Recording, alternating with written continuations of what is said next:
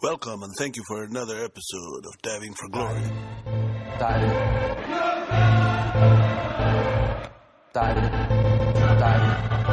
What do you think it's called? Diving. He's not a man. There's nothing more to say. Diving. Today I shall be performing alone as my co-host is not available, but I'll try to keep this show going. The show must go on. Let's go!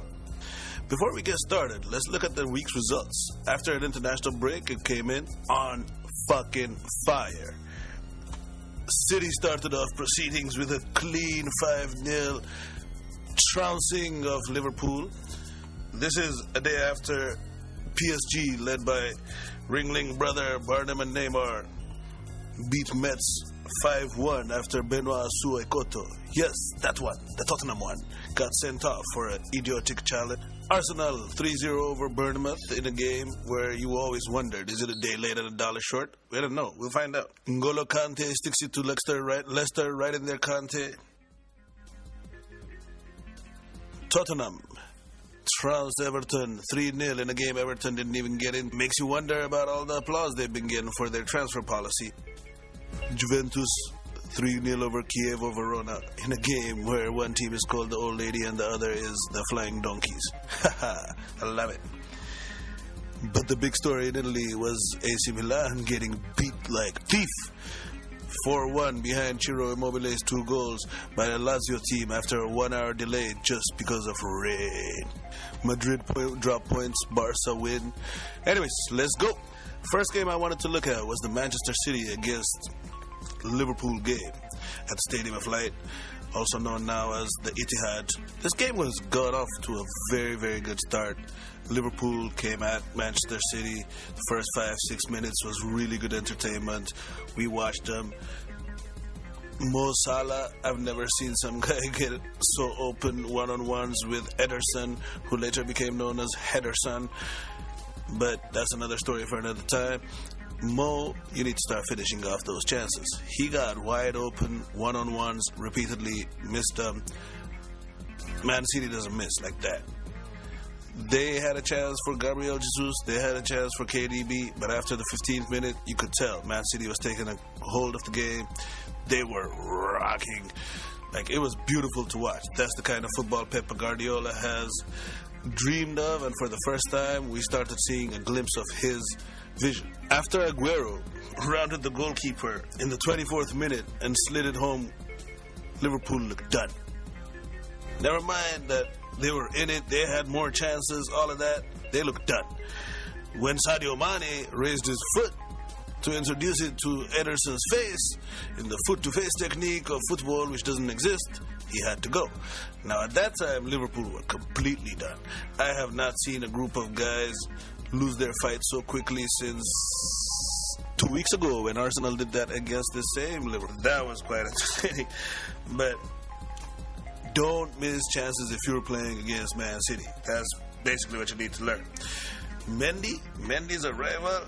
Whew, that guy and KDB and Silva dragged Trent Alexander-Arnold around. The kid is really nice, but there was not much he could do, man.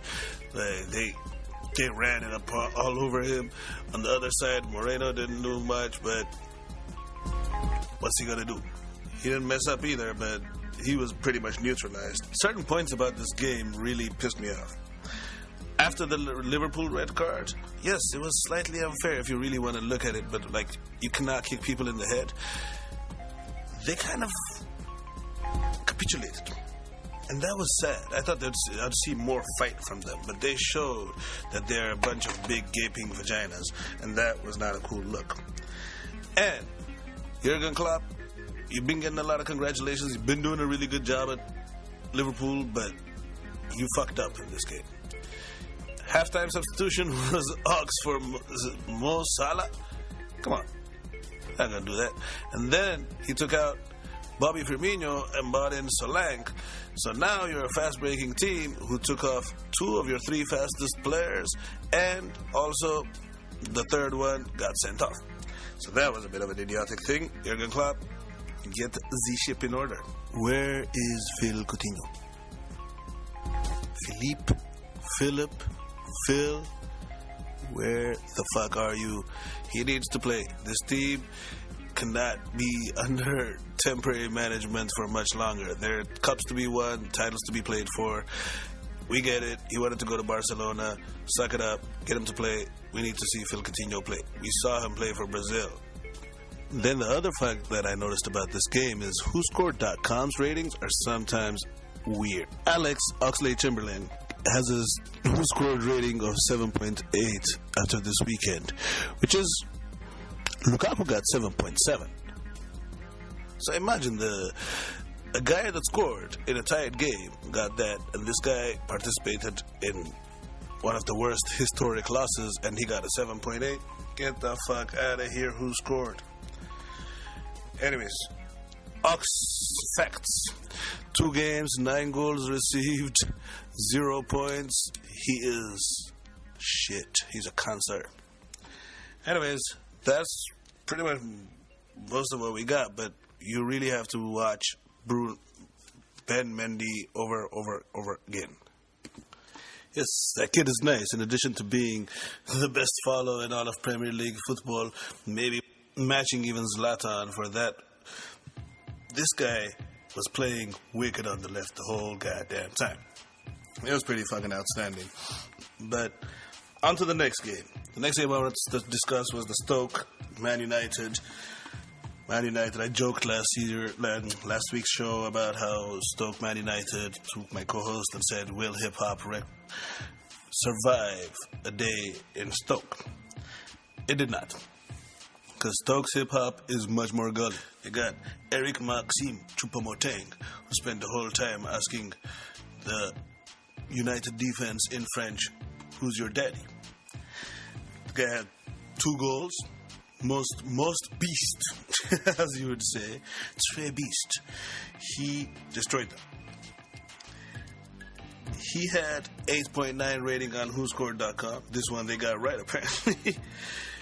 Shaqiri is rocking people, annoying them. Like, Manchester United are a solid team, but they have a slow defense, and they're generally not that fast of a team other than their forward line.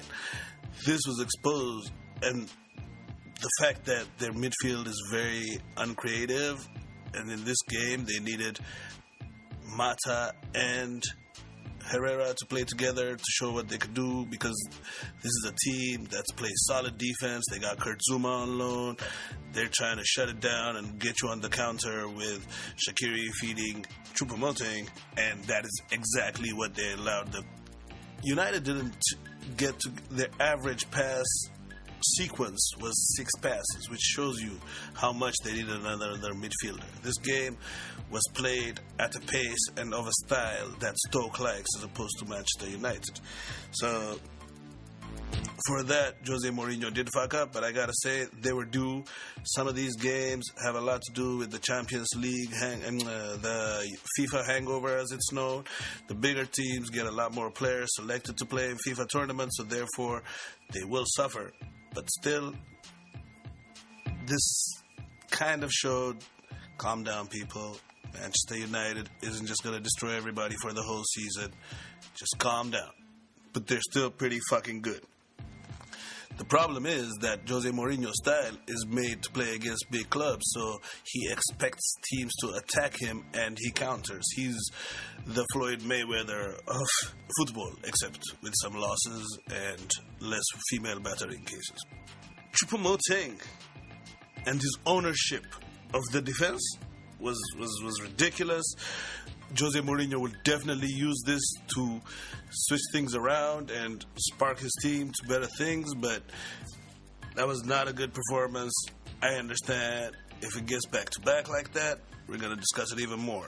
But congratulations, Stokes. Congratulations, Mark Hughes. Ex-Manchester United players and assistants never, ever got points against Alex Ferguson. Now, Man United, even Mark Hughes gets you to drop points. Sad things are going, you know. Anyways, after that, I got to watch real football. This was a game called El Derby. Espanol, Barcelona. Barcelona showed up and just proceeded to shank the shit out of Espanol for 90 minutes in a 5-0 trouncing. Just demolition.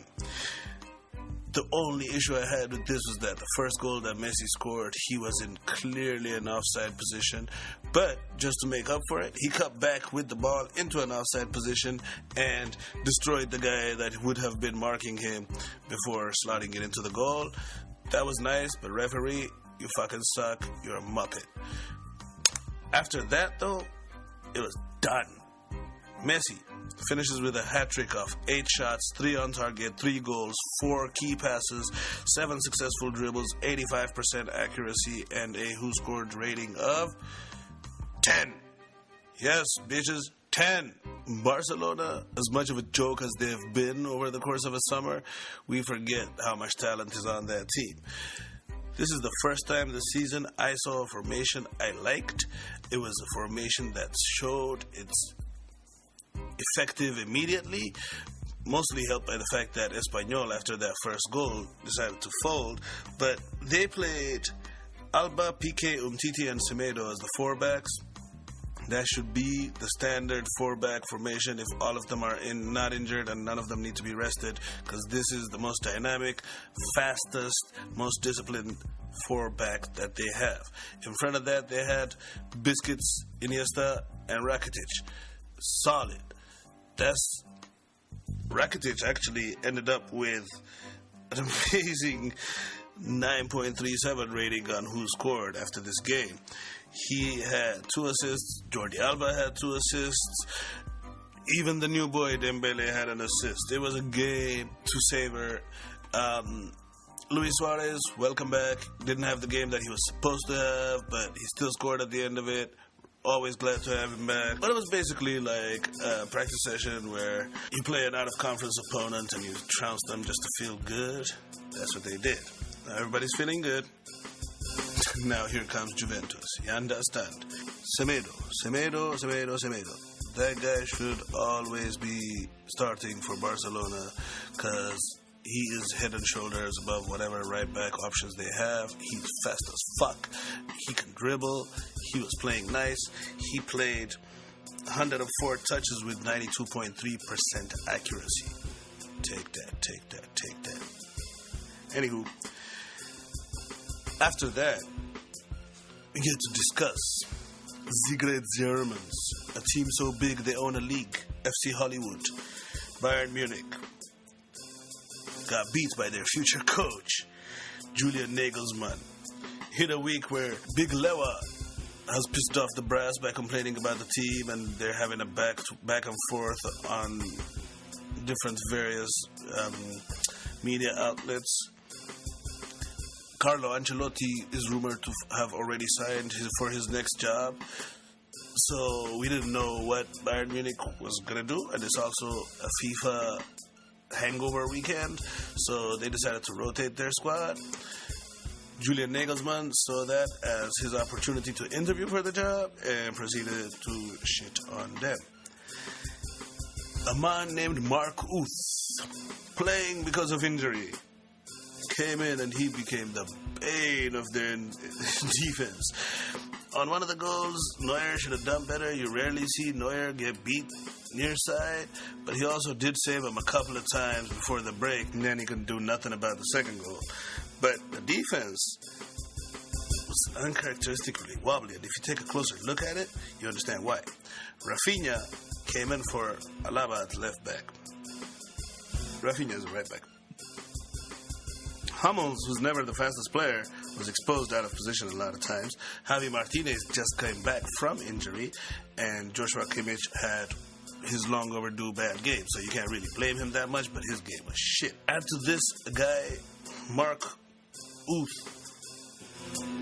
and they couldn't, like, at the beginning of the weekend, after I saw the Dortmund result, 0-0 drab draw, I was like, okay, that's the fuck up of the German league this week. Bayern saw that and said, hold my beer. I show you something. Anyways, Sebastian Rudy Quarantine Tolisso, Thiago, and Koeman in midfield all looked under the weather. I don't know why. It looked ugly. Thomas Muller came in. You got to question, is this dude done? Is he done at the top club like Bayern Munich? Because his confidence looked shot. He was ineffective. Lewandowski didn't score for the first time in the league this season, but you can't blame him too much if he's on that kind of a streak, but you have to wonder if the media scrutiny that he's been going through is affecting it, and also, is he going to end up at Real Madrid because of it? So, James makes his league debut. And off the bench come Robben and Ribéry, showing that Bayern Munich, whatever the problem, whenever there's a problem, they're still turning to mid to late 30s old men to bail them out. And that is no longer a very feasible way of conducting business. But that team that they put out this week was ripe for the picking. Almost like Real Madrid and their team that drew 1-1 at Leganes. To top it off, Marcelo got sent off. I'm not going to analyze this game, but Real Madrid. Fuck you. Well, these are games that I decided to focus on for this week, but in other scores that I found interesting, Benson and Hedges Albion beat West Bromwich Albion 3-1 to get their first victory. Congratulations. Tottenham 3-0 over Everton. Tottenham is more of the same. Digging it. I fucking hate them. Fuck Tottenham. But Everton, let's step up. Watford showing that their new coach is good with their victory over Southampton. Hull may go down, but he stays up. That's what's up. He's a good coach. Burnley get their win over Crystal Palace. R.I.P. Coach DeBoer, you are gone. Newcastle, 2 victories out of 4 games. Congratulations. They beat Swansea 1-0 over a defender's header, but the most important thing was the Swansea fans singing the Daddy Cool Welcome Back song. You know what I'm saying? Mr. Daddy Cool himself, Wilfred Boney. Come on, Wilfred Boney. You're going to score for Swansea. You're going to score. Anyways, that was all fun. Haha. Leipzig gets back on track behind Timo Werner and Naby Keita. The 2 stars of that team don't fail to show up repeatedly. Pay attention to those guys. Hoffenheim, we mentioned. Freiburg messed up Dortmund's weekend with a 0-0, even though they had 10 men. Over at La Liga, Madrid with their previously mentioned 1-1 draw. Valencia 0-0 with Atletico. Sevilla 3-0 over Eibar. Watch out, Liverpool. Sevilla coming for you.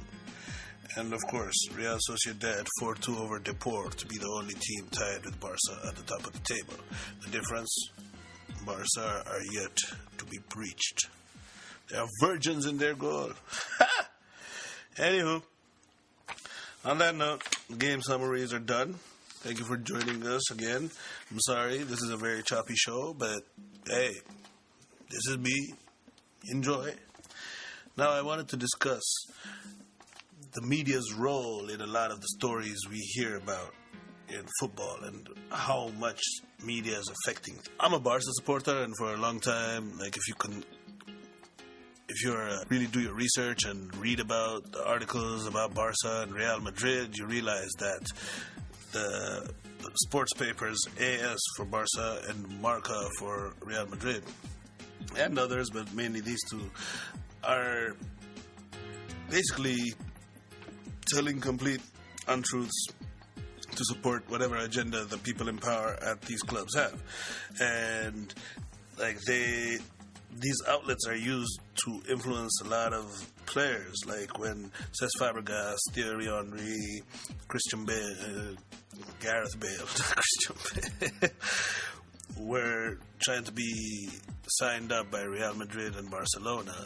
Like the paper would put out articles at specific times to undermine the position of the club they're at, while at the same time show they're looking towards a move, and they do this before big games, they do this before like on any opportunity, and it's a targeted marketing, targeting way of using the newspapers to really affect the outcome on transfer markets. And I find it funny that they were complaining about PSG and how they conducted their buy of Neymar, which I thought was pretty much as cool as you can get. They just gave him a check and said, get the fuck out of here. But they've been tapping up players within their leagues. Look, one of the things they'll do is if they're playing a game against, say, Valencia, and all of a sudden rumors of Dani Parejo being linked to Barcelona will show up, and this unsettles the situation, even though nothing has happened, or bids will be reported at a time right before games, like with the Phil Coutinho, where Barca kept putting in bids right before they'd play games, so that he'd be unsettled, and they would sit him also thinking they don't want to cup tie him just in case they'll sell him. Anyways, that's one way. The Sun in England has a fucking hilarious relationship with Liverpool fans, but during the Hillsborough disaster, like, the Sun conducted themselves by writing fallacies about the Liverpool supporters that died and lived, and in accordance with the police, tried to create a whole different narrative. So therefore, to this day, like, I have a friend that's a Liverpool fan that won't even type the word Sun because they consider them total twats. Like, it bordered on inhumane the way they treated them. But now, with the invention of modern media and Instagram, YouTube, Periscope, all these things, players like Virgil van Dijk, who posted a picture of him in a plane, like, about to go make moves or something, and then, like, later, he posted a picture of him crying out of a plane window because his transfer didn't go through and he's still fucked at Southampton. Dani Alves with his infamous Instagram, I'm sick picture and all that. Like, players are beginning to use social media posts as a way to express themselves so that they control the narrative on their careers. Never mind that a lot of times they look like fucking idiots, but, like, this is a good thing because a lot of football is exploitative, and they can be exploited less by controlling the narrative. Nowadays, with media outlets paying such huge amounts of money for the right to broadcast and discuss these different leagues, they are essentially taking control of how the leagues are viewed. And, for example, the Liverpool-Manchester City game was early as fuck. Like, this Barcelona game that's coming up is going to be at 7 a.m. Eastern Time in D.C. Like, this is highly inconveniencing of large fan bases, but whoever can afford the ridiculous prices they're charging for the rights to show these chooses exactly what time they want them to be. So the sports are not being organized by and for the people that are for the product to be at its peak. It's produced for the product to be seen at peak times, not at the times that would be best for the participants. Anyways, that sounded a little boring, but I just wanted to get into different media outlets and how they relate to soccer. And on that note, we shall switch over to Italy we go, where my man, not really, but the dude, Ciro Immobile, whose name hilariously means immobile, but was everywhere against AC Milan, destroyed them, had 2 goals, one of which was a penalty, but either way, Lazio, after a 1-hour rain delay, which was supposedly like torrential, come in and beat an AC Milan that looked disjointed and newly put together by a score of 4-1. This had me thinking, though. The number 9s and strikers' role in Italian football is a lot more defined than it is in most other leagues. Like, Spain is a league of technicians, so the midfielder, which mostly the attacking midfielders, which are called in Italy the trequartista, which is the guy that plays above midfielders but behind strikers, is what's really big in Spain. Like, guys like David Silva, Juan Mata, Iniesta, like, those are the guys that really teams are built around. Whereas in Italy, the number 9 has always been a highly respected and always available player. When people talk about the striker being dead, like in Italy, it's always flourishing. Ciro Immobile has scored in 39 games. He's been responsible for 31 of Lazio's goals. 27 goals and 4 assists. Like, this is a guy that had gone to Dortmund and really was more or less considered a failure. He's moved around, but like whenever he's back in Italy, he's doing his thing. They are the most, like the Italian league is tactical. Spain is technical. England is all about effort and teamwork in that sense. But like in Italy, the team is, they're the most, the coaching is the most advanced due to the Italian Football Federation Technical Center, which is basically a coach's university. Like, they have a lot of guys that really want to influence the game. So the game is coach-driven as opposed to skilled player-driven.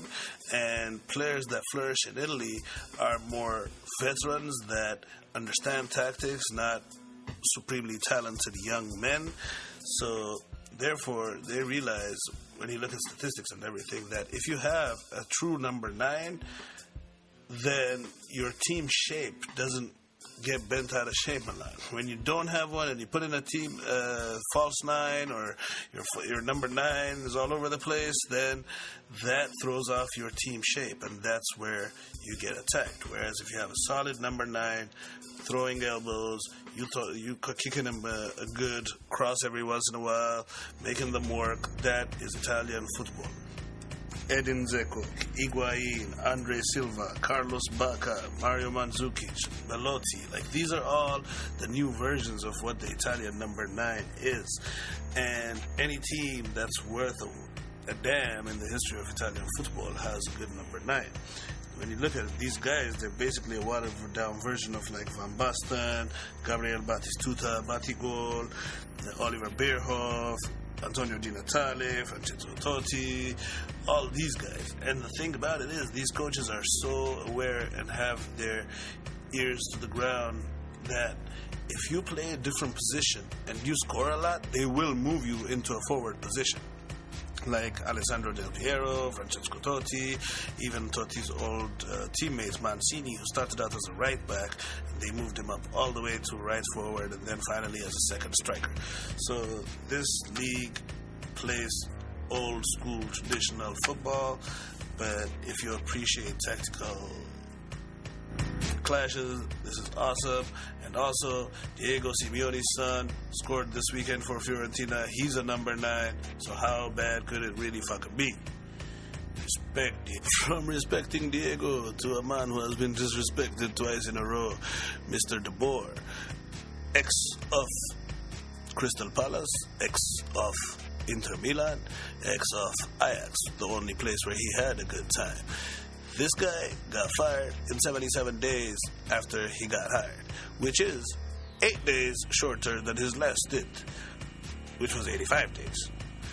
But for a guy who comes in with so much such a high profile, he was an ex-player, played for Barca, played for Ajax, Rangers. He's considered an upcoming coach, but his style of playing like Luis Van Gaal as opposed to Johan Cruyff out of the Barcelona academy has shown him to be an outdated guy. And if you're shit and you got a shit personality that people don't want to work with, that's how you get fired in 77. I think it was the right move. I think that the wrong move was hiring this guy when the club is one of the clubs in London, a rarity, because they're a club that is a very traditional English playing club.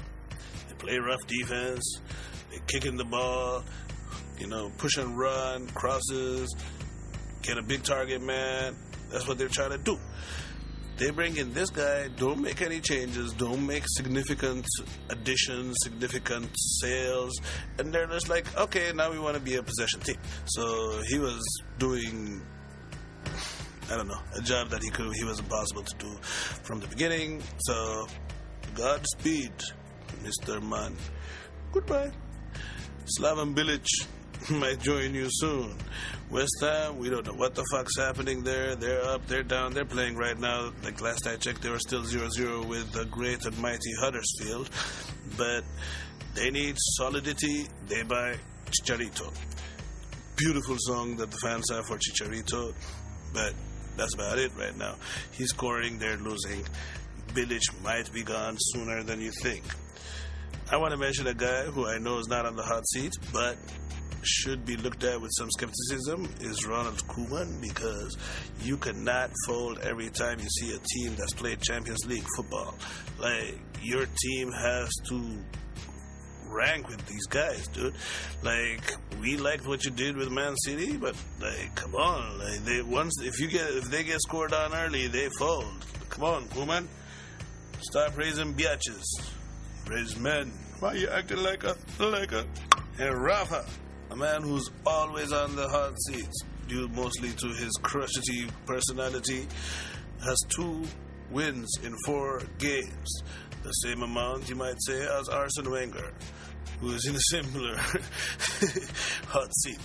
But anyways, these are the coaches. This is the coach's corner. I just want to do a little discussion, a little rest in peace for Mr. Koeman. Rest in peace. Don't worry, Holland and Belgium will sink soon anyways. Global warming is the champion of... Let's award some people with some tangs, and by some tangs, I mean let's award them with nothing but recognition. This week's Dude of the Week. Who's that dude? Lebowski? Nope. The main contender was Lionel Messi, who got a 10 on WhoScored.com, but I'm going to charge Lionel Messi for his own success this week and his teams, because they did a 5-0 drubbing, and I'm going to give it to Eric Maxime Choupo-Moting. Welcome. The Premier League appreciates what you did to Mourinho. For that, you are Dude of the Week. What happened moment of the week?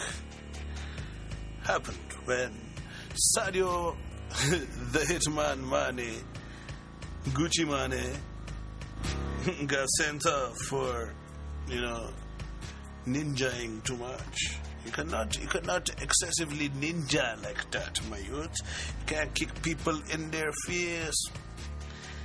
And I came up with this new award, but I'm just going to call it the Cancer of the Week, just because Alex Oxlade-Chamberlain deserves an award that is that shitty. So take that, and hopefully he gets sold to some other team and they lose 5-0 on your first day. But he's had 2 of the shittiest games back-to-back, and also 2 of the shittiest debuts, because his debut for Arsenal, I believe, was the 8-2 that they received. So don't buy oxes. Oxen are not good at football. But I want to give Ben Mendy the Breakout Game Award, because the way he balled out and showed the potential that they have coming out of that left wing. Watch out for Man City, Happy New Year. That is all the awards this week. I would like to discuss really, really short, not too serious, but USA, Bruce Arena, Clint Dempsey, Michael Bradley, other guy whose name I don't know, Caucasian guy, light-skinned black guy on the wing, I don't know your name either, Bobby Wood. What the fuck are you doing? Anyway, I just wanted to ask this question because after losing their first must-win, they proceeded to tie their second must-win. I don't think you understand what must-win means. What is the meaning of it? What does is mean? Anyways, America, get your shit together. That, my friends, is going to be all for this week. But before I go, I would like to mention a few games for next week that you should keep an eye out for. This coming week, the Champions League returns. Roma play Atletico. Barca and Juventus kick it off. Welcome! Liverpool and Sevilla in a replay of not this past year, but the years before's Europa League final. Leipzig and Monaco compare bank accounts. What's worth more? We shall find out. Tottenham and Dortmund. The battle of second places. Second tiers. Anyways, Chelsea will play Arsenal in the Premier League next week. What happens? I'm curious to find out. United and Everton. Everton, wake up. United, turn it around. Come on, motherfuckers. And the game of the week in Spain. The rain in Spain. The game in Spain. Sociedad and Real Madrid. The team at the top of the league against Real Madrid. Thank you. Thank you very much. I'm out. Welcome the girls, them sugar. The girls, them need this sucker. Bye-bye. Time.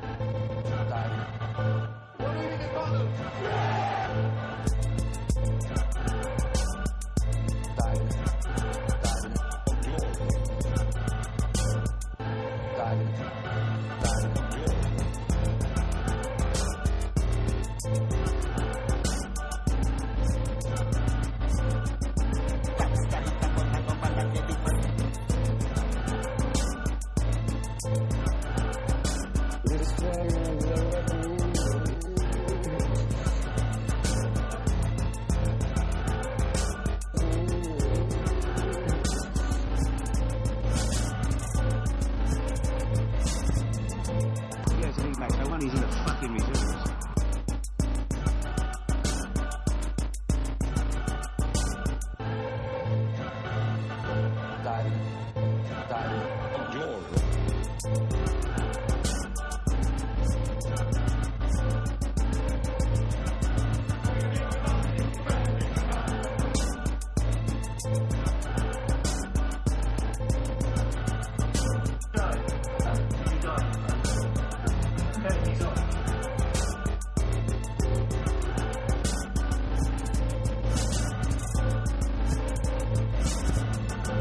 He's not a man. There's nothing more to say. Diving.